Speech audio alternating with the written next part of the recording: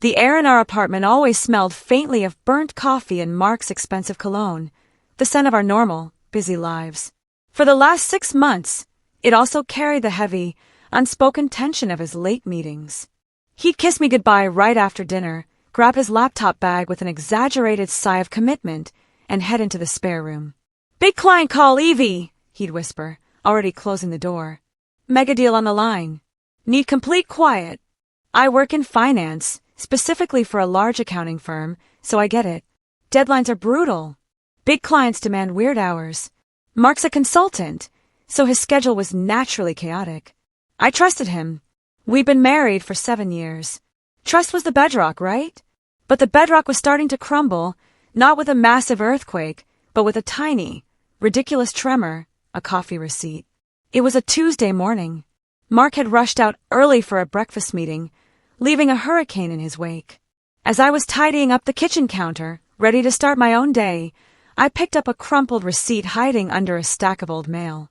It was a receipt for 2 lattes and a ridiculously oversized blueberry muffin. $18.50, paid at 10:15 p.m. The time made me pause. Mark was always in his home office from around 8 p.m. to 11 p.m. for these so-called client calls. He always made his own stale, lukewarm coffee right before he started, claiming he couldn't concentrate on complex amortization schedules with a fancy latte in his hand. So, who was this late-night coffee date for? And why was he buying 2?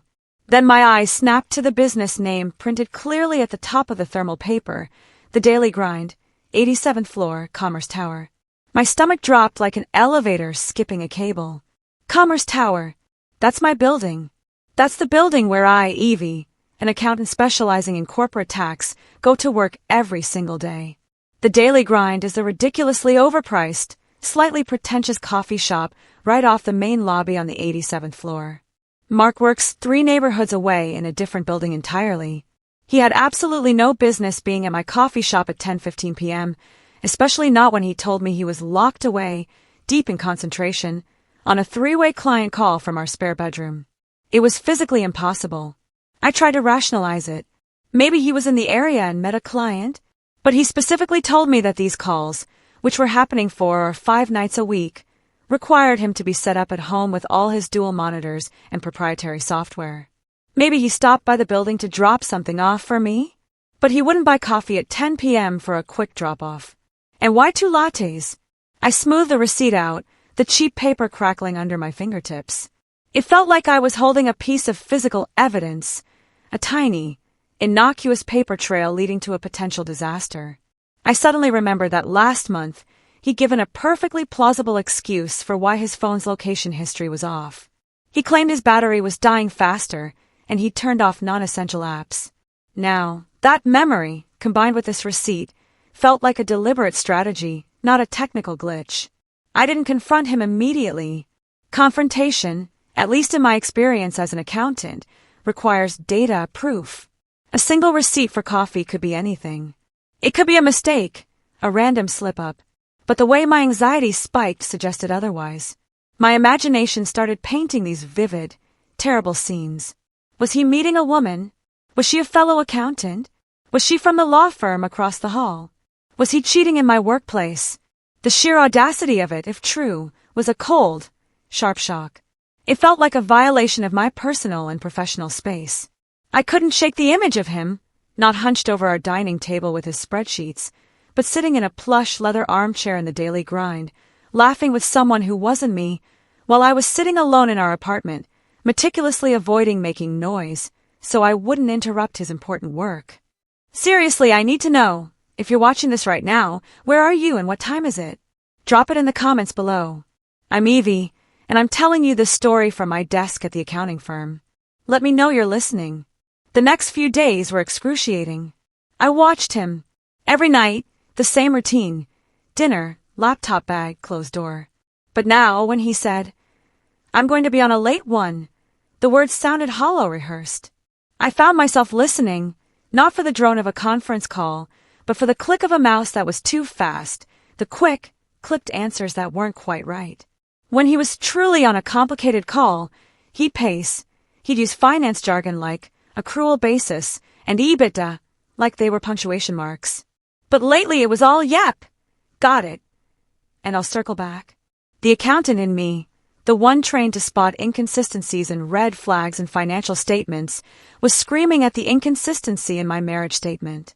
I was an auditor of my own life, and the books weren't balancing. The emotional deficit was growing. I knew I couldn't keep pretending. I needed more than a coffee receipt. I needed to see for myself. The coffee receipt was the first tiny tear in the fabric of my reality, and I knew I had to follow that thread, no matter where it led. To understand the gravity of the situation, you need to understand me and Mark. I'm Evie and I'm 32. I'm the kind of person who finds comfort in the structure of a perfectly balanced general ledger. My world is neat, predictable, and governed by logic. I work as a senior accountant for one of the city's largest corporate tax firms on the 91st floor of the Commerce Tower.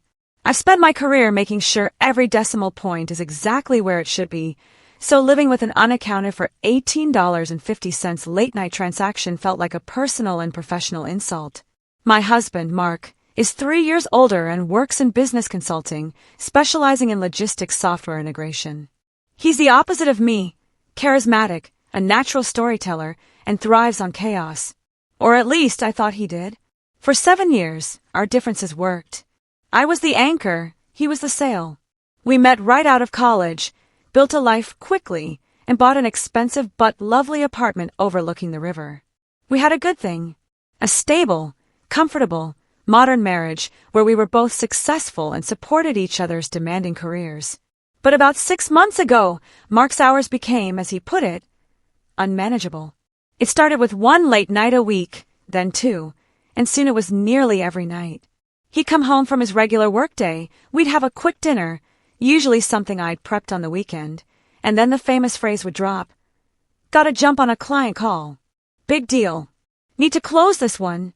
I remember sitting there, watching him meticulously pack his laptop, his expensive noise-canceling headphones, and his specialized ergonomic mouse. He'd even bring his own water bottle into the spare room, as if leaving for 2 seconds would jeopardize the multi-million-dollar negotiation. This ritual, which used to signify his professional dedication, now just felt like a carefully staged performance. He named the client, too, which was a nice detail. He called them Project Chimera, a massive manufacturing firm looking to overhaul their entire supply chain, which sounded like exactly the kind of juicy, complicated contract a high-flying consultant like Mark would be chasing. He'd even drop little, vague updates.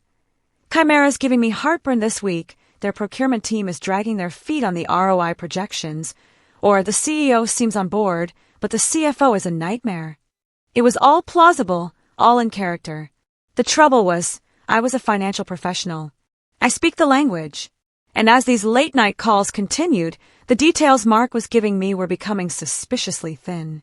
When I tried to engage, asking simple questions like, what's the structure of the deal? Is it fixed price or time and materials? He'd shut down the conversation instantly. Evie, honey, it's proprietary. You know I can't share details about a live negotiation. It's just how it works. He used the word proprietary like a magic shield to deflect all my questions. It worked for a while because I respect professional boundaries. But as an accountant who deals with complex corporate structures, I knew that for a deal of the magnitude he was claiming, he would be absolutely brimming with measurable, verifiable data points, not just vague complaints about nightmare CFOs. He should be talking about cash flow, capital expenditure, and discounted present value. Instead, he just talked about logistics. It was like he was reading a generic consultant job description. The shift in our emotional connection was the worst part. We used to spend our evenings together. Maybe we wouldn't talk much, both of us exhausted from the day, but we were physically present.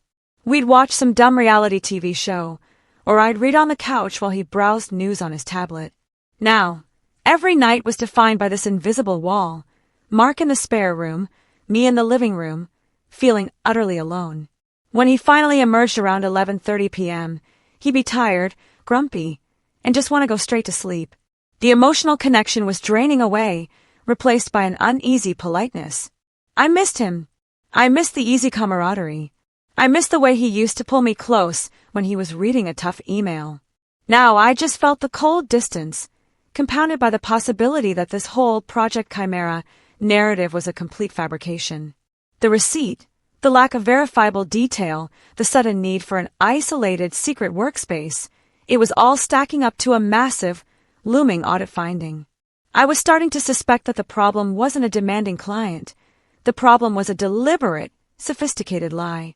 My stable, structured life was becoming an emotional mess, and the only way I knew how to fix a mess was by identifying the source of the error. I needed to see the data, and for the first time in my life, I couldn't trust the data my own husband was providing. I needed to perform an independent verification. I needed to go to Commerce Tower and stay late. My office, and the stage for my rapidly escalating paranoia, was on the 91st floor of the Commerce Tower. It's one of those sleek, slightly soulless glass monoliths downtown, the kind of building that signifies success but lacks any real warmth. The whole place is a monument to corporate efficiency. Our firm, Sterling and Finch, takes up 3 full floors. Everything is steel and frosted glass, meticulously maintained, and unnervingly quiet even during the day. At night, it becomes a literal maze of empty cubicles and echoing hallways, which, in hindsight, was the perfect setting for a clandestine operation. I work in the corner section, where I have a tiny window with a view of the river, mostly to remind me that the outside world still exists when I'm knee-deep in tax code. The specific layout of the 91st floor, however, is what turned my vague suspicion into a focused, targeted investigation. The entire floor is an elongated rectangle. Sterling and Finch occupies one side. Directly across the main elevator bank, occupying the other, slightly smaller side of the floor, is the competition, Claremont and Stone. They're a smaller, boutique consulting firm. The kind Mark, being a consultant, would naturally interact with or, more likely, view with a mixture of professional respect and competitive disdain. The separation between our two firms is a central, glass-walled conference room and the main elevator lobby. You have to pass the lobby to get from one firm to the other. And crucially, the entrance to Claremont and Stone is visible from the end of my hallway. My little corner office isn't directly across from their entrance, but if I stood at the break room window, which is only a few steps away, I had a perfect, albeit slightly angled, view of their door. And that brings us back to the Daily Grind, the pretentious, late-night cafe that sold the 2 lattes. It wasn't just on the 87th floor, it was the only thing open late in the whole building. It was the designated late-night war room for every stressed-out lawyer, banker, and accountant in the tower. For Mark to be there at 10:15 p.m., he would have had to travel 4 floors down from the highest residential offices, or 4 floors up from the lobby, just to grab those 2 coffees. And then, he had to be going somewhere in the building to drink them. Since he wasn't visiting my office, at least, not that I knew of, the only other viable destination on our floor was the competition, Claremont and Stone. The thought was insane, yet chillingly logical. The whole arrangement felt like a cruel, cosmic joke.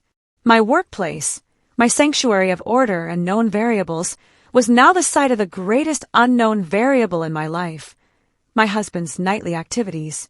If he was meeting someone else, he was doing it with such blatant disregard for the possibility of me running into him. It was either stunningly arrogant or heartbreakingly calculated. Was he counting on the fact that I was so dedicated to my own office-is-my-life routine that I'd never dare to question his? I remember the day I decided to stop waiting and start acting. It was a Thursday. Mark had already announced, mid-bite of a chicken cutlet, that he was going to be on an extra-long strategy session that night. Don't wait up, Evie. I might be on until midnight. This is the crucial stage for Chimera. He used the Chimera name again, and this time it grated on me. It was a narrative he'd built, and I was going to test its structural integrity. I looked at the little coffee receipt I had pinned inside my desk planner. The time, 10:15 p.m., was burned into my memory. I meticulously planned my cover story. I told Mark I had an urgent audit request dumped on my desk at the last minute and that I absolutely had to go in and process the initial data entry. I hate to do this, but I have to go to the office tonight, Mark, I said, trying to sound genuinely apologetic. It's one of those emergencies. I'll be back around 11:30 p.m. The look on his face was a flicker, a brief moment of something I couldn't quite place. Was it panic? Annoyance? Or was I just imagining things? He recovered instantly, giving me a supportive, slightly pitying look. "That's rough, honey. Don't push yourself too hard. Want me to order you a car service when you're done?" "No, I'll be fine. Just work hard on Chimera," I said, my voice perhaps a little too steady. As I packed my laptop and headed out, the knot in my stomach tightened. I was committing to a lie to catch a liar. The bitter irony of the situation wasn't lost on me. I was the accountant who prized truth and transparency above all else, and I was about to stage a clandestine operation in my own workplace. The Commerce Tower, my familiar, ordered corporate home, was about to become the site of my personal, emotional explosion, and I had a terrible feeling that the chaos was going to be monumental. All because of a crumpled piece of paper that proved Mark had been 4 floors below me, buying 2 lattes at an hour when he should have been negotiating a multi-million-dollar contract in our spare room. The lie about the urgent audit request felt surprisingly easy to deliver, which was a deeply unsettling realization. Lying is an art, and Mark, it seemed, had been practicing. His own vague answers and the emotional distance he'd created were the secondary challenges that were now solidifying my resolve. It wasn't just the coffee receipt anymore. It was the accumulating data of his secrecy. I was no longer hunting for proof of a dalliance. I was hunting for the truth of our fractured communication. Remember that crocodile dung sunscreen I mentioned? Okay, I didn't. But Mark's elaborate Project Chimera story was starting to feel just as fake, an exotic, unbelievable narrative that he used to explain his absence. The key moral dilemma I now faced wasn't about catching him cheating. It was about the fundamental erosion of trust in my marriage. Would I be able to look at him the same way, even if he was just secretly starting a business or playing poker, simply because he chose to invent a fake, stressful client to justify his nights away? The lack of details about Chimera was the flashing red light on the dashboard of our relationship. That Friday, I put on my most professional-looking, least suspicious blouse and suit pants. The irony was thick. I was dressing for an investigation, not an audit.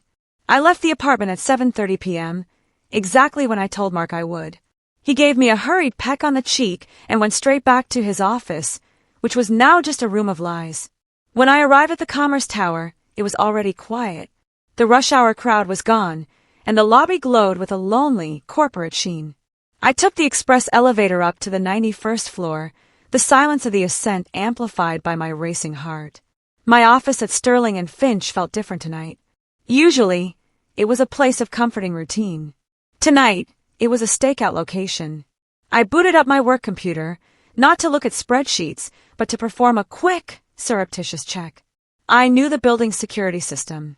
The cameras weren't in the offices, but they were in all the main hallways, elevator lobbies, and the entrance to the daily grind. As a senior employee, I had clearance to review internal video feeds, especially for inventory control reasons.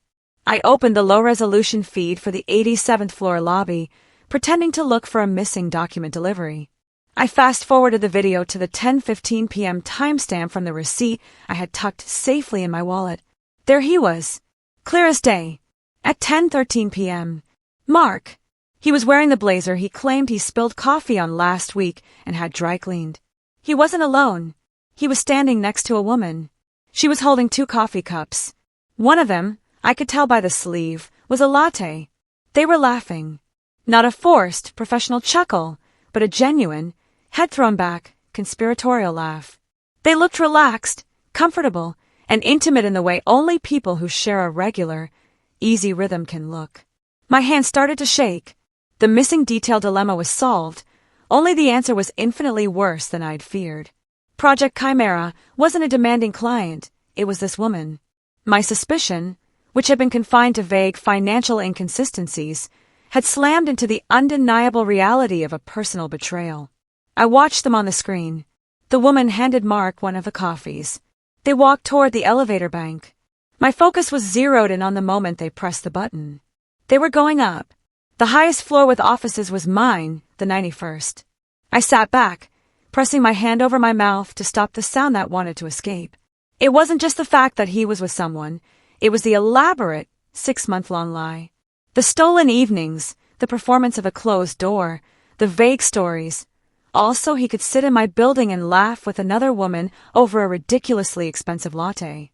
The arrogance of operating his secret life on my turf was stunning. The tension was now a physical thing, a cold pressure in my chest. I knew they were coming up. I could leave now. I could pack up, go home, and confront him with the evidence. But the accountant in me, the one who always wants to see the final, signed document, couldn't let it go. I had to know where on the upper floors they were going. I had to know who she was. I closed the security feed, logged out of my workstation, and grabbed my coat. My internal plan shifted from surveillance to immediate risk mitigation. I wasn't waiting for him to come home anymore. He was coming to me, or, more accurately, to a place in my immediate vicinity. I knew exactly where to position myself to see who came out of the elevator without being seen myself. The break room, right off the main hallway, with that angled view of the lobby and the competitive firm's entrance. I just had to wait for the elevator to ding. The moment I saw Mark and the woman on the 87th floor security feed, my planned audit request cover story transformed into a genuine, adrenaline-fueled stakeout. The urgency I had faked earlier was now violently real. I wasn't just pretending to stay late. I was staying late to verify the most painful finding of my life. The 91st floor of the Commerce Tower was a ghost town. The cleaning crew wouldn't arrive for another hour, and the only sounds were the low hum of the HVAC system and the increasingly loud thumping of my own heart. I moved quickly, but with the precision of someone who knew the terrain intimately. I didn't want to be caught lurking by an overly zealous security guard, or worse, by Mark himself stepping off the elevator. My office was too visible. The best vantage point was the break room. It was set back just enough from the main hallway, but its large, tinted glass window offered a clear, angled view of the elevator banks and the entrance to the competitor firm, Claremont and Stone, just across the way. I slipped into the break room and positioned myself in the darkest corner behind the industrial coffee maker. The aroma of stale coffee usually repelled me, but tonight it was a strange, grounding distraction. I didn't turn on any lights. I became a shadow in my own workplace. I was mentally retracing my steps. Mark's late meetings started roughly 6 months ago. The coffee receipt was from a week ago, confirming a late-night presence. Now, the security footage confirmed the companion and their ascent to the upper floors. Everything was converging on this spot, this floor, this moment.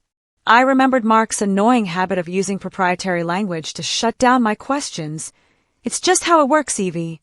The condescension now felt like a planned psychological maneuver to keep me off the scent.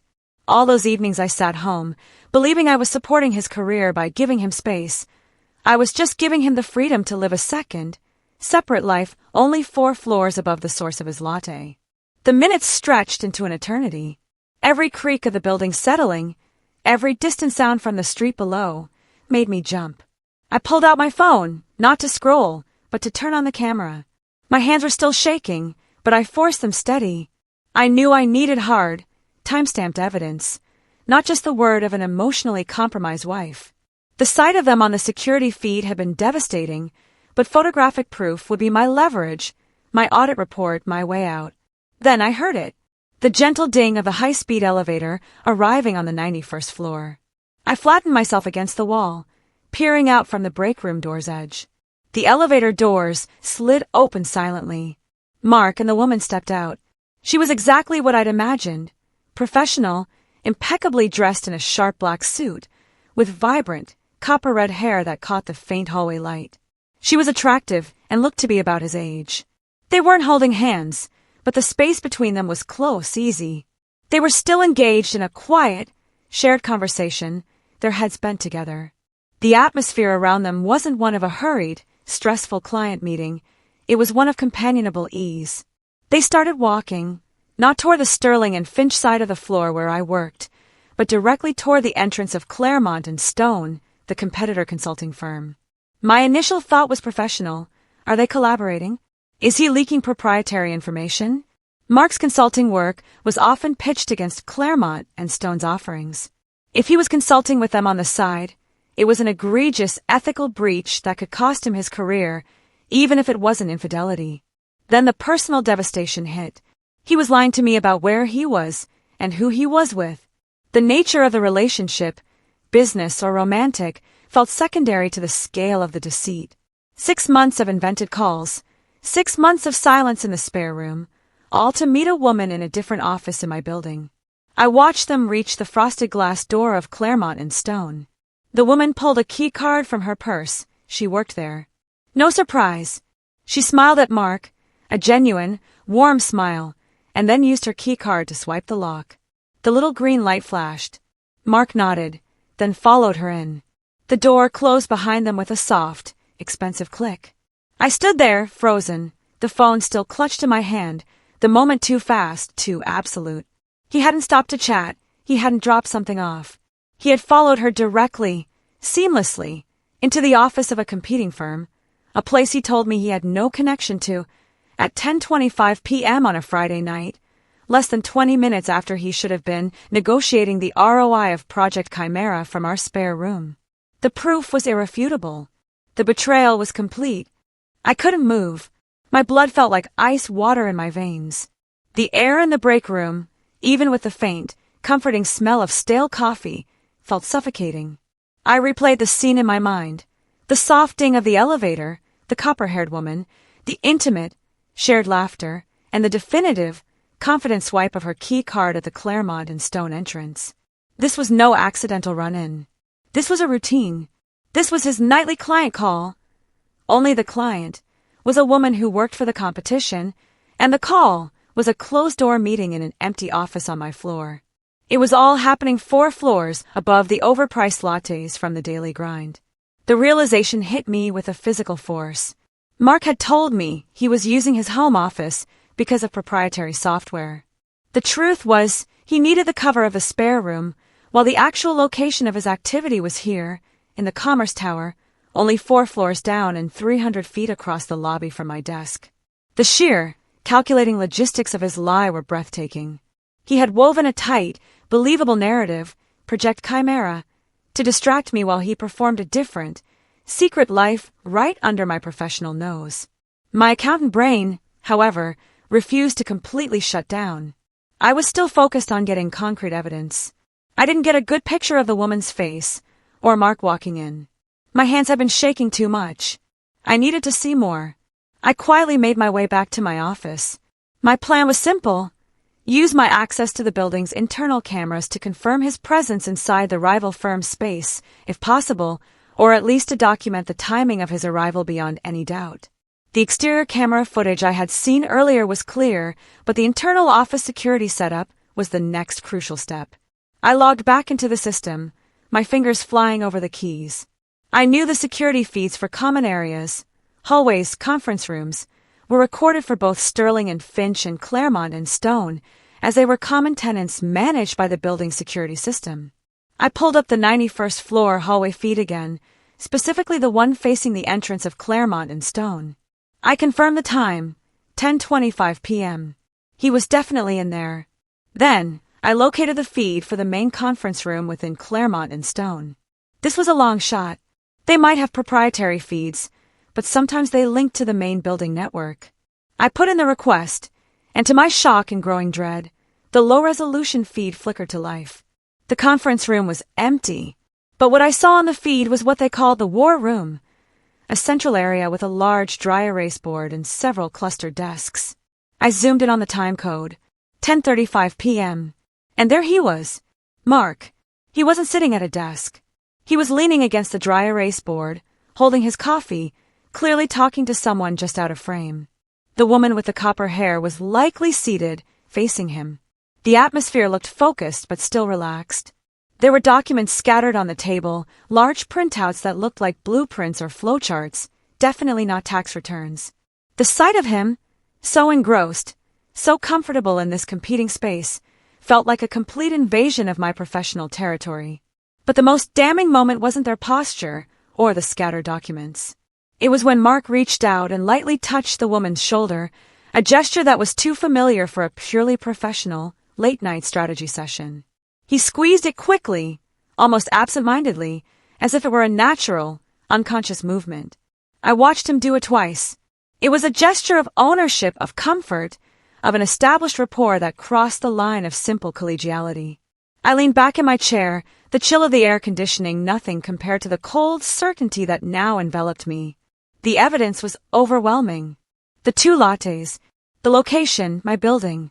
The time, when he claimed to be in our spare room. The company, an attractive colleague from the competitor firm. The intimacy, the casual, proprietary touch on the shoulder. I realized I couldn't just keep watching. This wasn't about data integrity anymore. This was a gut-wrenching, fundamental breach of our marriage. I had to stop being the silent auditor and become the confronting principal. I had the when, the where, and the who. Now I needed the why. I shut down the security feed, logging out completely to erase any trace of my access.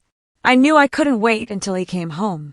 I couldn't go home and pretend I hadn't been to the office. The confrontation had to happen here, in the sterile environment that had served as the location for his secret life.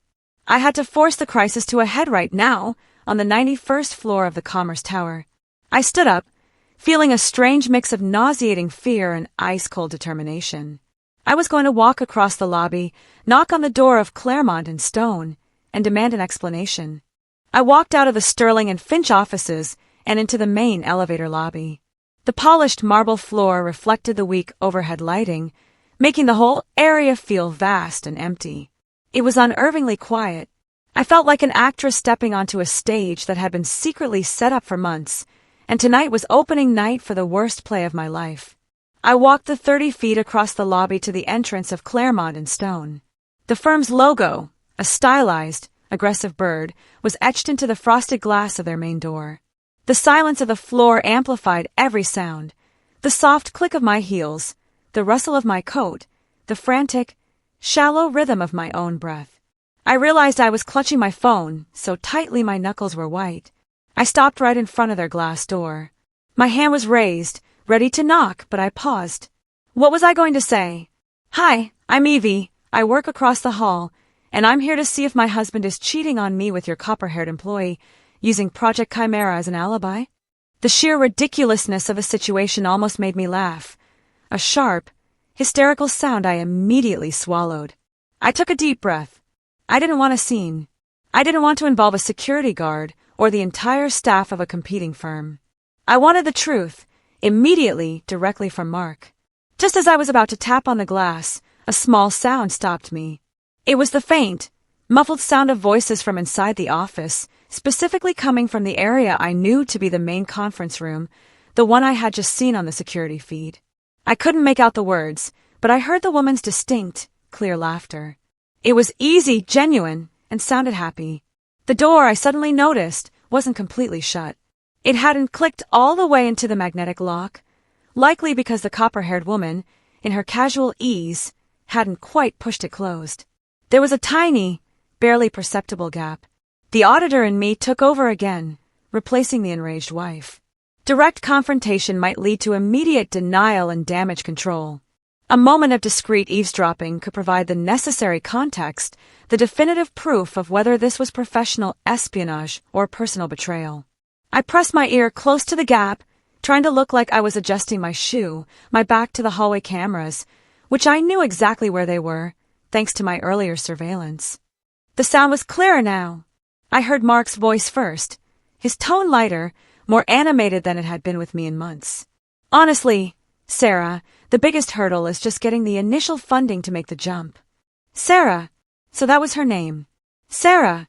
Sarah replied, her voice soft but firm. Mark, you're overthinking the seed money.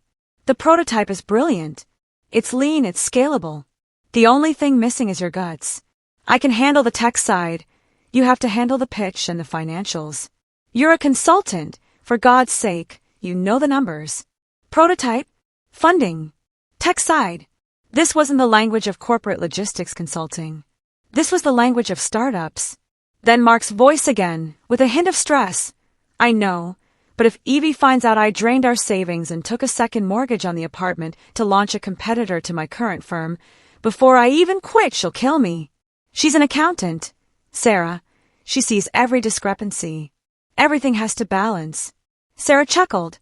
Well, that's why you invented Project Chimera, right? To buy us time. It's genius, but you can't keep it up. You need to come clean before she spots a real inconsistency. Like, say, a random late-night coffee receipt from her building. The blood rushed from my head. They knew about the lie, and they were actively discussing how to sustain the deception. But the deception wasn't an affair. It was a secret business venture, a massive, risky financial gamble. He drained our savings and took a second mortgage. The emotional stakes didn't drop, they simply shifted. Instead of the crushing heartbreak of infidelity, I was faced with a stomach-dropping panic over financial ruin. My husband, who preached fiscal responsibility, had not only gambled our future but had done so with a lie so elaborate it involved a fake client and a secret partner.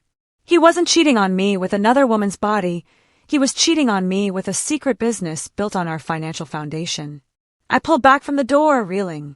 My heart was still pounding, but the fear had changed its flavor from personal devastation to cold, professional dread. The betrayal was still real, but it was a betrayal of our partnership, our shared financial life, and the fundamental principle of honesty in marriage. I couldn't just stand there listening anymore. The discovery was too huge, too immediate. I had to confront him, but not about Sarah, about the mortgage, about the money. I raised my hand again, no hesitation this time. I was going to knock. The initial tidal wave of pure, hot jealousy and fear of infidelity instantly receded, replaced by the crushing weight of financial terror. He drained our savings and took a second mortgage. As an accountant, those words weren't just a betrayal, they were an absolute disaster, a catastrophic violation of every rule we lived by. My hand was still hovering near the door of Claremont and Stone. I had heard enough of the conversation between Mark and Sarah to understand the core deception. It wasn't a mistress, but a startup. A secret, risky startup, financed by our stability, hidden under the cloak of a non-existent client named Project Chimera. I couldn't just knock. I needed to process this new, more complicated truth. The stakes had risen dramatically. This wasn't just about my ego or our marriage's emotional health. It was about our actual solvency. I quietly backed away from the entrance, melting back across the lobby toward my side of the floor. I went into the main hallway, past my own office, and ducked into an unused stairwell landing. It was dark, cold, and blessedly silent. I leaned against the concrete wall, letting the full scope of the revelation wash over me.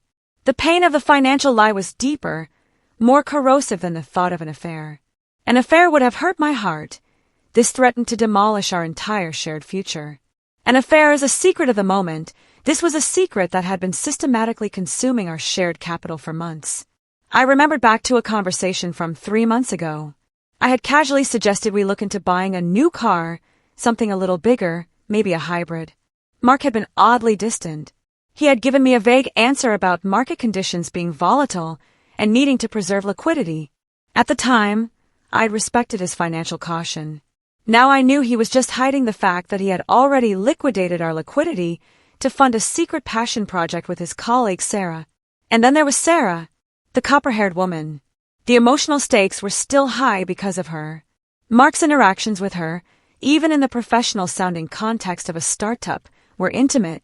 The 2 lattes, the easy laughter, the casual, proprietary touch on her shoulder I'd seen on the security feed. All of that was real, only it was the intimacy of co-conspirators, not lovers. They were united by a massive secret and a shared dream. They were a team, and I was the outsider, the obstacle he had to lie to. If Evie finds out, she'll kill me. She's an accountant, Sarah. She sees every discrepancy. His own words confirmed his fear and his deception. He saw me as a barrier, not a partner. The rising drama wasn't about who Mark was sleeping with. It was about the profound disconnect between the person I married and the risky, secretive entrepreneur he had become. The lie wasn't a lapse in judgment. It was a fundamental redefinition of our shared life without my consent. I had to confront him, not with anger, but with the cold, hard logic of the numbers he had compromised. The confrontation had to be surgical, not explosive. I needed to move the conversation immediately past the drama of the lie to the severity of the financial risk. I couldn't do that by screaming, "Who is Sarah?" at him. I had to hit him with the real, undeniable evidence. I pulled myself together, running a hand over my smooth hair and straightening my jacket. I walked back toward the lobby, my destination once again the entrance to Claremont and Stone. The lights in their office area were still on, casting a faint glow through the frosted glass. I didn't knock. I didn't want to alert Sarah. I just gently pushed on the door. Since it wasn't properly latched, it opened with a slow, almost theatrical hiss. The door creaked inward a few inches, enough for me to see down the hallway to the war room conference area. Mark was still leaning against the whiteboard. Sarah was sitting at the table, running her fingers through her copper hair as she looked at a spreadsheet. They were engrossed in their work. I pushed the door open the rest of the way, stepping inside. The noise of the door swinging open echoed sharply in the quiet office. Both Mark and Sarah's heads snapped up instantly. The look on Mark's face was instantaneous, complete, and utterly devastating. It wasn't the look of a man caught in an affair. It was the look of a child caught stealing a valuable and irreplaceable possession. His jaw dropped, his face went white, and the coffee cup he was holding trembled violently. "Evie," he whispered, the sound a ragged expulsion of air. I didn't look at Sarah, who was already scrambling to stand up, her expression a mix of shock and dawning guilt. My eyes were locked only on Mark. I took 3 steps forward, stopping directly in the doorway, blocking his exit and his attempt to manage the situation. I didn't yell. I didn't cry. I just spoke the single, damning question I knew would cut through the entire elaborate lie, right to the core of his betrayal. The air in the Claremont and Stone office was thick with suspended disbelief and the faint scent of copper-haired Sarah's expensive perfume. Mark's face was a study in pure, unadulterated terror. He looked like a man who just realized the high wire he was walking on was actually dental floss. Sarah, to her credit, had stood up and was now trying to formulate a defense, her movements hesitant. But I didn't care about Sarah. I didn't care about the spreadsheets on the table, or the war room they were in. My focus was a laser beam fixed on the one person who mattered. I didn't scream. I didn't cry. I asked the question that I knew, from my years of financial auditing, could not be finessed, denied, or deflected. I asked the question that only an accountant who knows her own balance sheet could ask. "Mark, where's the money?" The question hung in the silence. It wasn't about Project Chimera. It wasn't about Sarah. It wasn't even about the lattes. It was about the cold, hard numbers he had compromised. Mark swayed slightly, clutching his coffee cup like a life raft. "Evie, please. Let's not do this here. Let's go home and talk." "No," I said, my voice dangerously level. "We're doing this right here. You used my office building to facilitate your massive lie. This is the scene of the crime. Tell me the truth. Did you really drain our $75,000 emergency fund and refinance our apartment without my signature, or are you just telling Sarah that to sound more committed to this prototype?" I had guessed the amount of the emergency fund. It was an educated guess based on what I knew was available. The second mortgage was what I overheard. I threw the full force of my suspicion and knowledge at him, watching for the telltale flinch of a hit target. He flinched. Hard. His eyes darted nervously between me and Sarah. Sarah was now slowly backing away, gathering her things with the obvious intention of making a fast exit. "Evie, it wasn't a second mortgage," Mark stammered, his voice cracking. "It was a HELOC, a home equity line of credit. I only took out the minimum. And yes, I used the savings, but it's an investment. It's a calculated risk, I promise you. I can pay it back 3 times over when the software launches next quarter." The confirmation that he had touched our house equity, even through a HELOC, was a sickening blow. That money was our safety net, our future. It was the money we had agreed was off limits, the sacred fund for our retirement and our children's education, children we hadn't even had yet. A calculated risk? Mark, there's no calculation when you use a lie as your primary financing tool. I finally raised my voice, but it was the voice of a frustrated analyst, not a scorned wife. 6 months. 6 months of Project Chimera, and you were here, inventing a new life. You chose to see me as a hindrance, the accountant who sees every discrepancy, instead of a partner who could have helped you vet the actual numbers. You built this entire thing on deceit. Sarah, now at the door, quietly slipped out. Neither of us even noticed her leave. The dramatic tension was solely between me and Mark, the walls of the competitor firm a silent witness to the implosion of our partnership. Mark finally dropped the coffee cup. It hit the carpet with a dull thud. He walked slowly toward me, his hands held up in a gesture of surrender and desperation. "I know, Evie, I know. I messed up, but I was scared," he pleaded. "I knew you'd say no. I knew you'd pull out your spreadsheets, and tell me the ROI was too low, the risk was too high. You always prioritize stability. I saw a chance to do something revolutionary, and I didn't want to miss it. I didn't want to be the guy who only talks about big ideas, but never acts on them. Project Chimera was the shield I needed. It was never about Sarah. She's brilliant, but she's a business partner.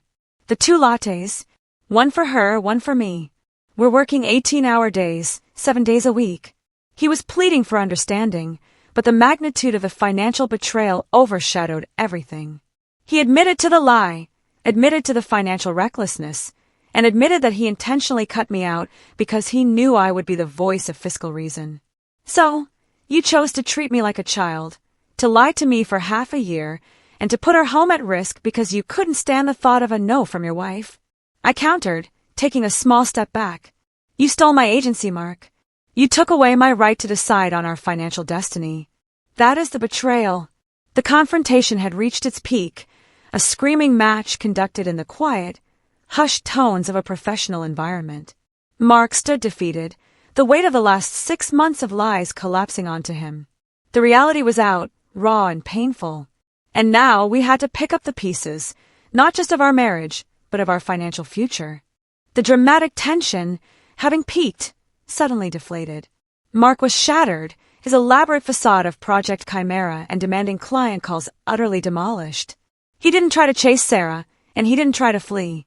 He just stood there, shoulders slumped, looking utterly exposed in the competitor's office. I know what I did was wrong, Evie. I didn't know how else to do it, he repeated, his voice barely a rasp. How else to do what, Mark? Start a business. You talk to me every day about risk analysis. You know my job is to evaluate financial viability. If you had come to me, we could have built a legitimate, sustainable plan. Instead, you build a 6-month lie out of $2 coffee receipts and vague consultant jargon. I took a deep, shaky breath, fighting the urge to dissolve into tears. Tears wouldn't help me analyze the damage. This turning point wasn't about a romantic affair, it was a brutal, sudden reversal of our financial and emotional roles. I was the rock, the stable one.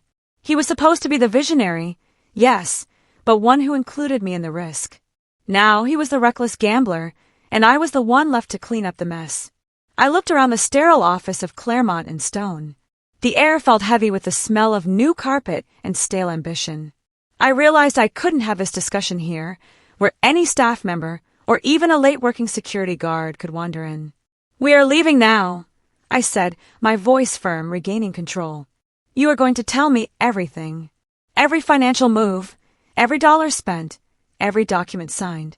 You are going to start with the HELOC, the exact amount and the interest rate. And you're going to do it at home, where we can pull up the bank statements and verify every number. Mark nodded immediately, desperate for any direction. Yes. Okay. I'll explain everything. Can we talk about the why first? I need you to understand why I felt I had to do this. The why is simple, Mark. You chose to value your pride over our partnership, I said coldly. You decided I was too conservative to be trusted with your genius idea. You turned me into the enemy you had to hide from. The financials are the consequence of that choice. We will start with the financials. I didn't give him a chance to respond. I turned and walked out of the Claremont and Stone office. He quickly followed, pulling the door shut behind him, this time making sure it clicked and locked. We walked across the quiet lobby, past the elevators, and into the secure entrance of Sterling and Finch, just so I could grab my laptop bag. In the elevator going down, neither of us spoke. The silence was deafening, thicker than any noise-canceling headphones. He looked defeated. I felt hollowed out. All the scenarios I had planned, the righteous anger over infidelity, the dramatic exit, none of it fit the reality of the situation. I wasn't leaving him over an emotional betrayal. I was confronting him over a financial one. When we got back to our apartment, the familiar smell of coffee and his cologne was back, but now it was tainted. He went straight for his office, the spare room where he had conducted his nightly performance, and pulled out his consultant laptop, the one he had used as a prop for 6 months. I walked over to my desk and pulled up our joint banking and investment portfolios. It was time for a full-scale forensic audit of my own marriage. He sat down across from me, his laptop open. On his screen, instead of a logistics software demo, was a neatly titled spreadsheet. Fusion Solutions launch budget.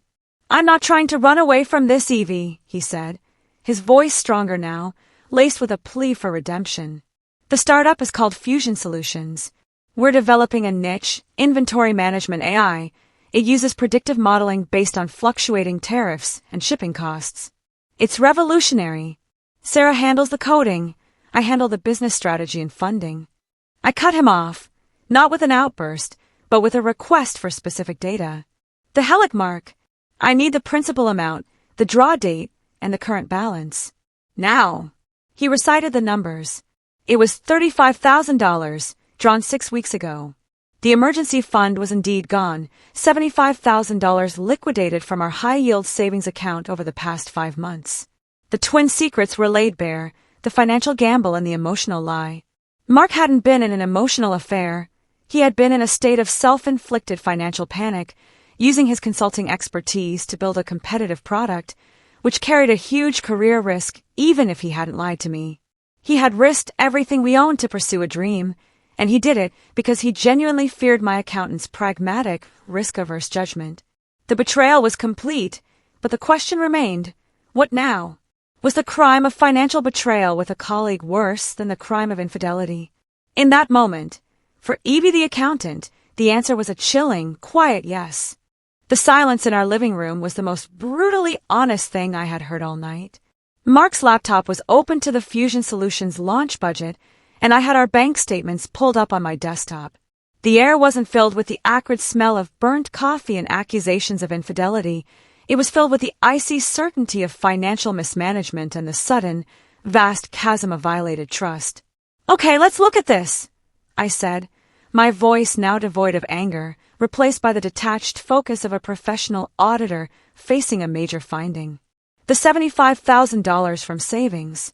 That's gone into this Fusion Solutions operating capital. The $35,000 Helic is the short-term liquidity. Total invested capital, $110,000. Is this an LLC? Who are the partners?" Mark, grateful for the familiar, transactional language of finance, jumped to explain. "Yes, it's an LLC. Sarah and I are 50-50 partners. She put in $10,000 of her own savings, mostly for the initial coding contracts. We're both working for free right now, obviously, but we're using the seed money for server costs, legal fees, and market testing." I felt a fresh wave of betrayal. He risked $110,000 of our money, and Sarah risked a fraction of that. My name wasn't on the LLC, but my financial future was the entire foundation of their business.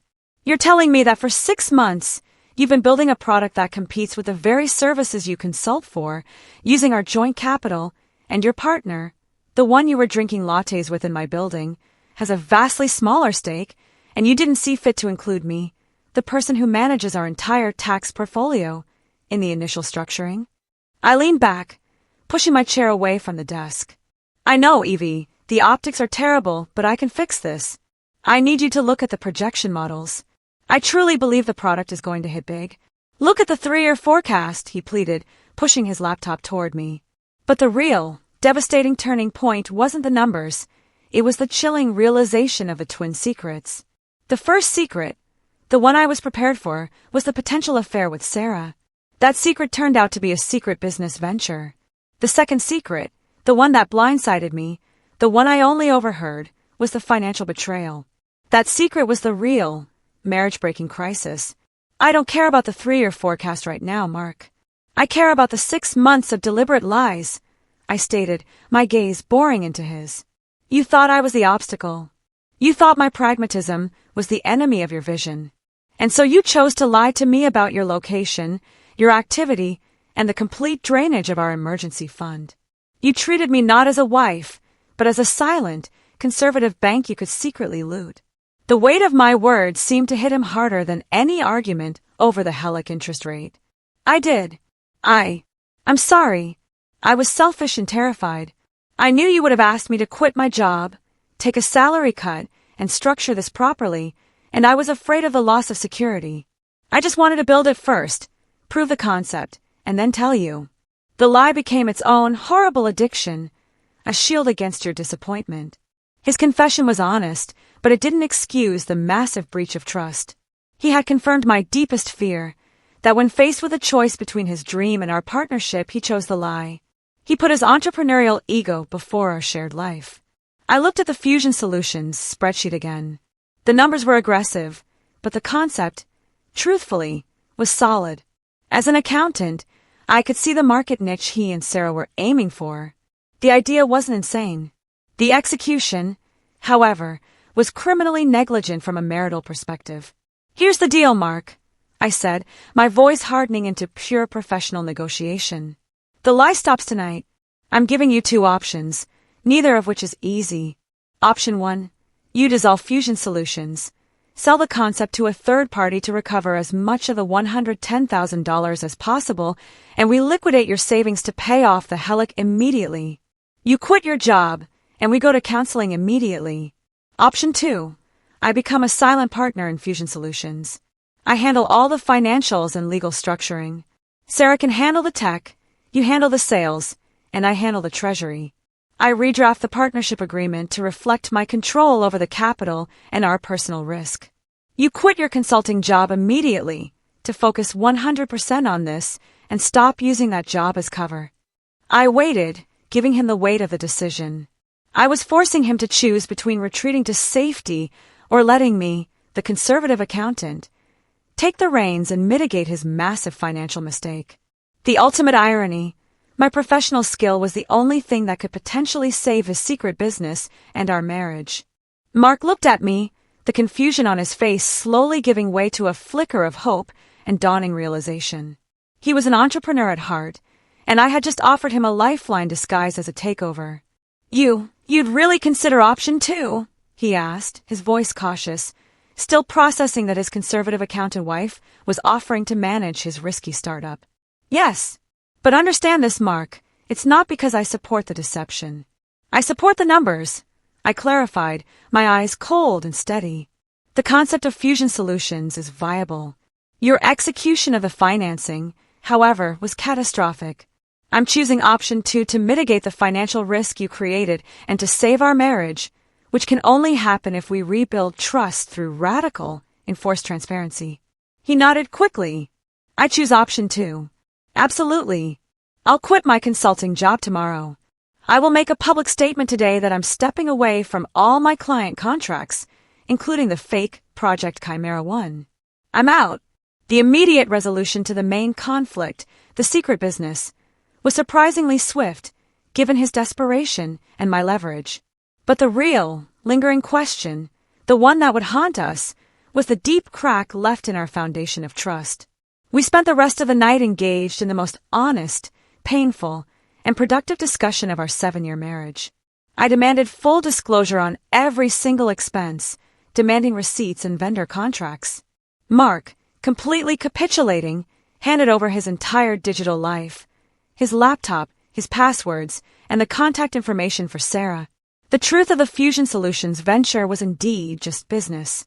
Sarah was a talented, focused coder who lacked any financial acumen, hence Mark's lead on funding and strategy.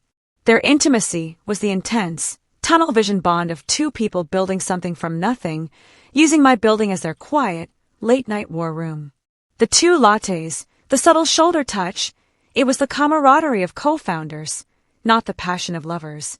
That fear, the fear of infidelity, vanished entirely, but it was immediately replaced by the new, more insidious doubt. Could I ever truly trust his judgment or his word again? The immediate resolution of the financial secret was structural. By dawn, I had drafted a preliminary Fusion Solutions partnership restructuring agreement. It made me the CFO and a legal, non-equity partner with veto power over any expenditure above $5,000 and any major financial decision, including future external funding. Mark signed it without hesitation.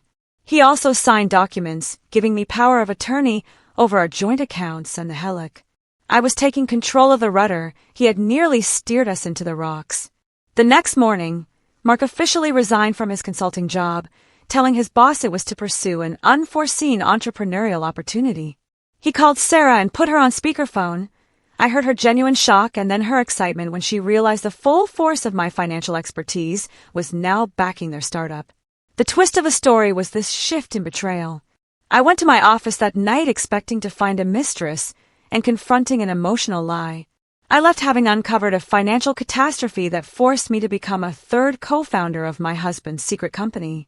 The betrayal was not in his heart, but in his ledger. We didn't just resolve the plot, we redefined our marriage. Our marriage wasn't just about love and companionship anymore. It was now a complex business partnership with high stakes and a heavily mandated transparency clause. As I packed my bag to leave the next morning, I paused by the door of the spare room, Mark's former home office. The door was wide open. There were no mysterious client calls scheduled. He was in the kitchen, making me a large, weak coffee, his face pale with exhaustion and relief. The crisis of the lie was over. But the new, quiet crisis of trust was just beginning. I had the numbers, I had the control, and I had the truth. But as I headed to my real office at Sterling and Finch, ready to face the work week and now my own secret, Fusion Solutions, a single question lingered, a quiet, persistent echo in the back of my accountant's mind. What other risks has he decided to hide from me, just because he thinks he knows better? The ultimate resolution was not a grand, romantic reconciliation, but a cold, professional understanding that we were both going to have to work harder than ever, not just on a startup, but on a marriage that now included a strict, non-negotiable auditing protocol. And it all started with a simple, crumpled coffee receipt from my office building. If you made it this far, thanks for listening to my story. I'm Evie, and this whole disaster happened because I trusted my gut and followed the paper trail. If you liked this story, please drop a comment letting me know which part of the script you found most shocking, the secret business, the financial betrayal, or the copper-haired Sarah. Like and subscribe if you want to hear more stories about the hidden chaos behind perfectly balanced spreadsheets.